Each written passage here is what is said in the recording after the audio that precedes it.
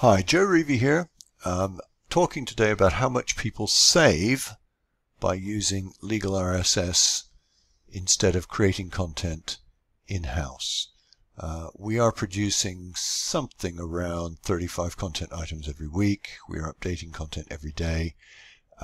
We cover more than 50 areas of law, and we are very often, because we have our own court reporters, the first people who will report on any significant breaking item in the legal press in the UK.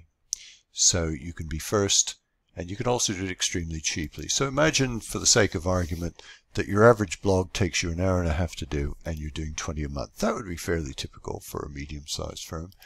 If the people who are doing this are employed by you at charged out at £180 an hour, your firm will save £65,000 short of a year.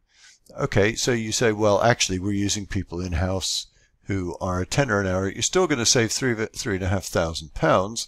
They will be able to do something more sensible. And of course, instead of 20 items a month, you're going to have about 35. So one way or another, on a cost basis, using our content is a complete no-brainer. And the advantage of it is that you get a market-leading e-newsletter automation system, social networking automation system, and content sharing system as well.